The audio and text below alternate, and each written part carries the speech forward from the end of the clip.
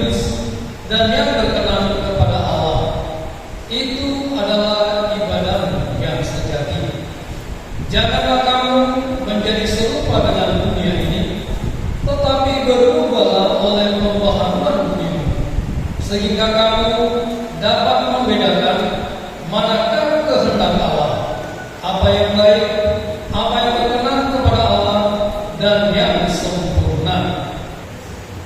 Penyerahan diri kepada Allah.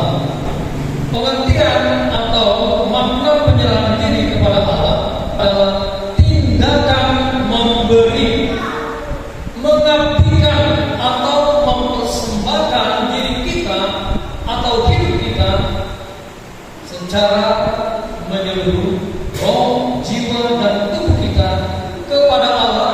Untuk apa? Untuk dimiliki, dikuasai, dan digunakan untuk kepentingan dan kemuliaan Allah. Bentuk penyerahan diri kita kepada Allah yang pertama, mempersembahkan tubuh kita. Rasul Paulus menyampaikan ini kepada jemaat yang ada di Roma, supaya demi kemurahan Allah mereka mempersembahkan tubuh mereka sebagai persembahan yang hidup, yang kudus, dan yang berkenan kepada Allah.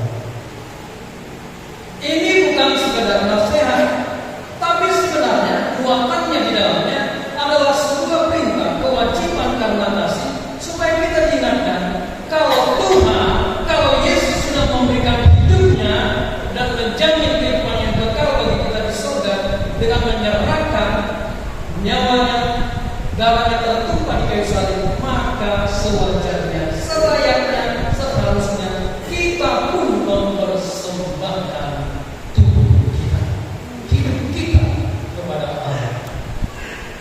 Amin. Ini yang Tuhan ingin, supaya kita bisa mengerti dengan baik. Jadi kalau dikatakan mempersembahkan tubuh, ini akan semakin nyata kita mengerti ketika kita dibawa kembali kepada perjanjian yang lama. Umat Tuhan ketika memberikan persembahan, korban persembahan kepada Tuhan Allah, apa yang mereka lakukan?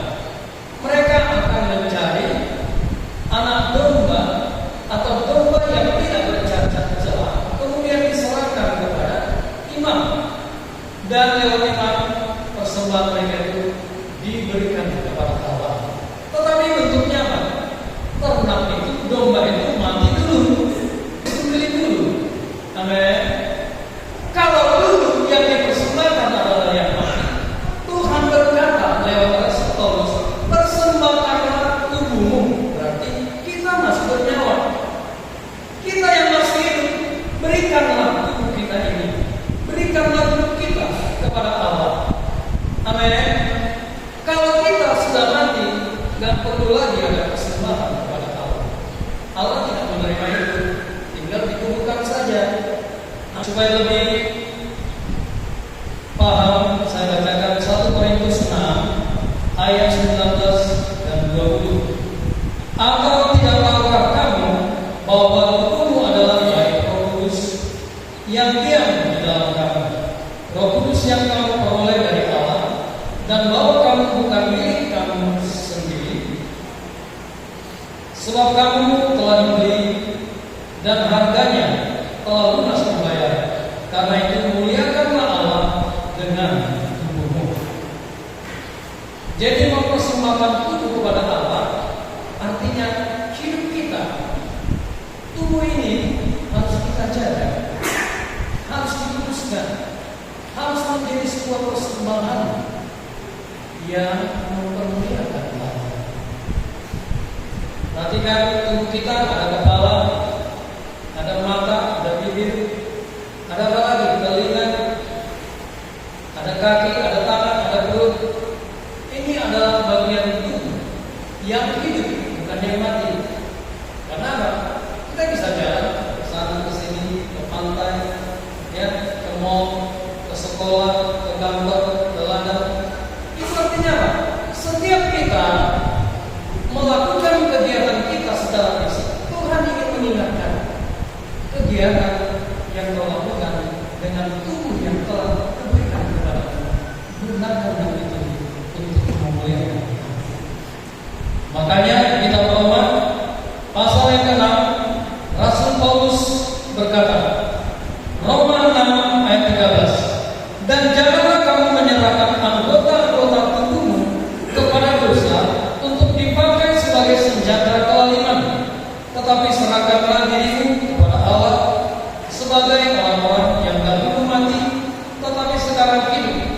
dan serahkanlah anggota-anggota tubuhmu kepada Allah untuk menjadi senjata-senjata kebenaran.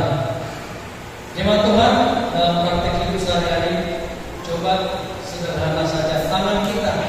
Ini seringkali kita gunakan untuk menolong, untuk mengatakan, untuk memasak, menyediakan apa yang terbaik untuk suami kita atau yang lain. Atau mungkin coba kita perhatikan, jangan-jangan tangan kita ini kita gunakan untuk hal yang tidak baik, ya kan? Sedikit salah, paham, ya kan? Tinju, kaki tendangkan. Yang paling parah kalau itu digunakan untuk istri kita, amen. Dan yang paling parah lagi, yang terbalik, istri kita yang menghujam suami. Ya, suami yang ditendang, dihajar oleh istri. Mungkin dia waktu kecil sudah belajar bela diri, ya, di smackdown suaminya. Nah itu berarti apa? Kita sedang tidak menggunakan tubuh kita ini memuliakan Allah. Kaki kita gunakanlah datang ke gereja seperti hari ini, sembah Allah, lakukan apa yang bisa kita lakukan. Amin. Anak-anak memainkan musik dengan tangannya, dengan jarinya, MC singer dengan mic di tangan, mulutnya ini memuji memuliakan Allah. Kita di sini yang beribadah, mulut kita, tangan kita angkat untuk memuji memuliakan Allah. Berarti apa? Kita sudah mempersembahkan tubuh kita dengan benar di hadapan Allah. Bentuk penyerahan diri yang kedua sesuai dengan Roma 12 ayat 1 dan 2 ini, yaitu pembaharuan budi. Artinya apa?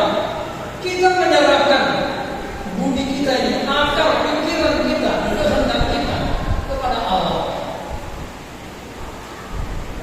Saya mau bacakan 2 Korintus 10 ayat 5. Kami mematahkan setiap siasat dan melumpuhkan setiap tubuh yang dibangun oleh Tuhan manusia untuk menentang pengenalan akan Allah. Kami menawan segala pikiran dan menaklukkannya kepada Kristus. Artinya jemaat Tuhan, ketika kita membaharui pikiran kita, itu terjadi. Pembaharuan budi terjadi ketika kita mengizinkan firman Allah itu, firman Kristus itu untuk tinggal di hati kita. Kita menerima pikiran Allah, pikiran Kristus itu di dalam hidup kita.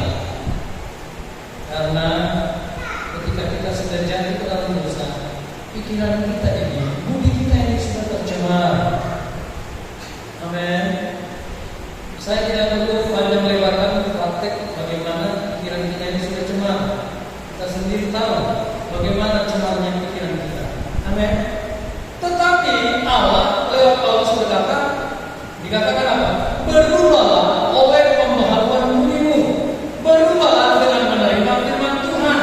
Berubahlah dengan menerima apa yang Tuhan kehendaki, Yesus kehendaki untuk ada dan bekerja, dan itu kita lakukan dalam hidup kita. Sehingga konsep-konsep yang keliru itu dibuang, diganti dengan pikiran Kristus, pikiran Allah yang tinggal bekerja di dalam pikiran kita.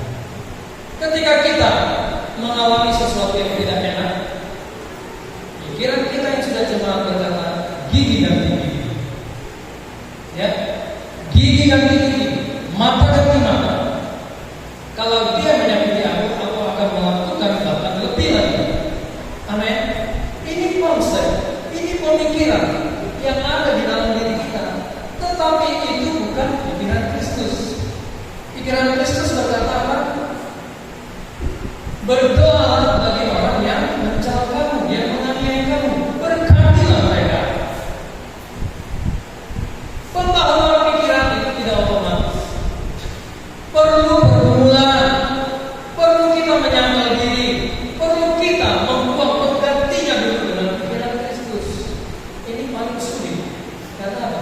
Konsep-konsep yang lama itu untuk dibuang, digantikan, itu tidak mudah. Amin. Sama dengan sebuah kebiasaan. Kebiasaan yang lama itu, walaupun kita sadar firman Tuhan. Tapi untuk membuang kebiasaan lama itu tidak mudah. Seringkali kita tetap berkutat di situ. Amin. Karena apa? Komitmen kita kurang, penyerahan diri kita kurang. Amin ya. Kenapa tadi saya bilang itu proses yang berlangsung seumur hidup? Karena kita begini, firman Tuhan diterasi dalam hidup kita. Kita mau menyerahkan sesuatu yang kita anggap tidak atau kurang berharga kepada Allah. Tapi yang berharga bagi kita, seringkali kita belum mau memberikan ini kepada Allah, belum mau mempersembahkan ini kepada Tuhan Allah. Amin. Tapi hal-hal yang kita anggap sepele, yang tidak begitu menguntungkan kita serahkan. Kalau yang mau dengan keluar baik, hal mau down, pulang tu. Amin. Mau down. Yuk, apa lagi? Ya kan? Kita tangan tidak sadar itu terjadi di dalam diri kita. Makanya dikatakan apa? Itu komitmen dan itu berlangsung seumur hidup kita. Prinsipnya memang kita lakukan, tapi prakteknya itu tidak sekali selama-lamanya. Itu terus-menerus selama kita hidup. Kecuali kita sudah mati, tidak perlu lagi mempersembahkan tubuh kita, pikiran kita, tidak perlu lagi. Sudah mulai mengerti jemaat Tuhan? Ya, jadi di sini jelas pembaharuan budi atau pikiran itu dengan menerima pikiran Kristus, firman Allah untuk tinggal di dalam kita. Pembaharuan budi itu menyatakan pikiran kita supaya Allah mengganti pikiran kita yang cerah dengan pikiran Dia yang kudus, pikiran yang membangun, memberkati, menguatkan setiap kita. Dampak dari penyerahan diri kepada Allah. Yang pertama, saya bacakan kembali ayat yang pertama. Roma 12 ayat yang pertama, perhatikan ya. Penggalan yang terakhir ya. Supaya kamu mempersembahkan tubuh sebagai persembahan yang hidup, yang kudus dan yang berkenan kepada Allah. Perhatikan, itu adalah ibadah yang sejati. Yang pertama, dampak penyerahan diri yang benar kepada Allah. Ibadah kita menjadi ibadah yang sejati di hadapan Allah. Ibadah kita, apa yang kita lakukan, kita berikan kepada Allah di dalam ibadah, di dalam pelayanan, itu menjadi sesuatu yang berbau harum di hadapan Allah. Ibadah kita menjadi ibadah yang harum di hadapan Allah, diterima Allah, Allah senang, dan itu akan berdampak datangnya melimpahnya berkat Allah dicurahkan atas kita yang melakukan persembahan yang benar, penyerahan diri yang benar. Ibadah kita menjadi ibadah yang sejati. Amin. Nah, supaya kita bisa melihat, saya bandingkan dulu sejenak apa yang dikatakan Yesus. Matius 15 ayat 7 sampai 9. Hai orang-orang munafik, benarkah perbuatan Yesaya tentang kamu? Bangsa ini memuliakan aku dengan bibirnya, padahal hatinya jauh daripadaku. Percuma mereka beribadah kepadaku, sedangkan ajaran yang mereka ajarkan ialah perintah manusia. Jadi jemaat Tuhan, ibadah kita bisa gagal di hadapan Allah kalau kita tidak melakukan tindakan penyerahan diri yang benar kepada Allah. Amin. Amin ya, sudah jelas. Tuhan berkata percuma ibadah kita, percuma kita beribadah, karena kita tidak fokus kepada Allah, menyerahkan tubuh kita, pikiran kita, budi kita ini untuk memuliakan Allah di dalam ibadah-ibadah yang kita lakukan. 1 Timotius 6 ayat 6. Untuk poin ini, memang ibadah itu kalau disertai rasa cukup memberi keuntungan besar. Jadi jelas, ibadah yang berkenan di hadapan Allah, ibadah yang sejati, pasti mendapatkan keuntungan yang besar atas hidup kita. Amin. Diberkatilah hidup kita, diberkatilah kesehatan kita, Diberkatilah kita secara materi, keuangan, apa yang kita rindukan, kebutuhan-kebutuhan kita. Tuhan berkati ketika kita ada di dalam iman yang benar. Diberkatilah rohani kita, jiwa kita menjadi tenang. Dan Tuhan berkata, ada damai sejahtera, ada kebahagiaan yang melimpah yang Tuhan curahkan atas hidup kita. Dampak yang kedua, janganlah kamu menjadi serupa dengan dunia ini, tetapi berubahlah oleh pembaharuan budi. Perhatikan yang kedua, ketika kita mempersembahkan, menyerahkan hidup kita kepada Allah dengan benar, percayalah, kita akan benar-benar berbeda dengan dunia ini. Amin. Orang akan melihat, orang akan menilai hidup kita itu berbeda dengan kebanyakan orang lain. Tidak sama lagi dengan orang-orang dunia. Cara hidup kita, gaya hidup kita, perilaku hidup kita tidak sama lagi dengan orang-orang dunia. Kamu adalah terang dan garam dunia. Amin. Ini berbeda, orang dunia akan melihat kita ini berbeda dengan mereka. Ada terang ilahi yang bekerja di dalam diri kita, sehingga apa? Mereka benar-benar bisa membedakan. Jangan sampai terjadi seperti di dalam kehidupan ini, orang lain, orang di luar sana, dan diwotobe, dia dong anak di barat, anak-anak di sini. Jangan sampai kita di dalam posisi ini, orang tidak bisa membedakan, gak ada lagi perbedaan kita dengan orang-orang dunia yang tidak mengenal Allah. Jangan. Kita harus berbeda. Biar terang Kristus, terang Injil itu menerangi hati dan batin kita, sehingga kita pun bisa jadi berkat, jadi terang dan garam bagi orang lain, bagi dunia. Amin. Amin ya. Kita harus berbeda. Walaupun Tuhan mengerti dan menciptakan kita, ada kelebihan, ada kekurangan, ada kelemahan, keterbatasan. Tapi bagi Allah, ketika kita menjadi terang dan garam dunia dengan mengikuti, mengimani apa yang Tuhan Yesus katakan untuk kita kerjakan dan itu kita lakukan, kita pasti berbeda dan menjadi berkat bagi dunia. Amin ya.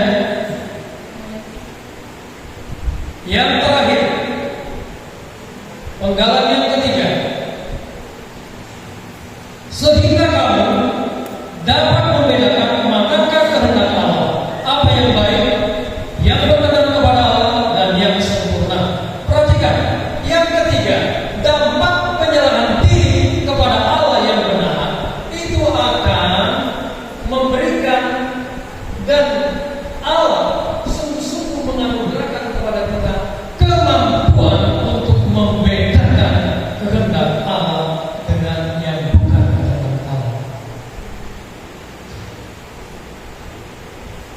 Kita menjadi pribadi yang memiliki kepekaan atau kemampuan untuk membedakan manakah kehendak Allah, apa yang baik, yang berkenan kepada Allah, dan yang sempurna.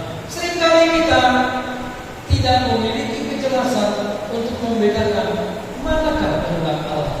Apakah ini kehendak Allah? Bahkan bagi diri kita kadang-kadang ini membaur, ini kehendak atau kehendak Allah. Kadang kita tidak bisa membedakan. Kenapa? Karena kita belum mempersembahkan tubuh kita dengan benar. Karena kita belum membaharui budi pikiran ini. Sehingga kita tidak memiliki kemampuan untuk melakukan dan membuat perbedaan. Itulah yang membuat kita tetap menjadi sama seperti dunia. Ini harus kita renungkan baik-baik.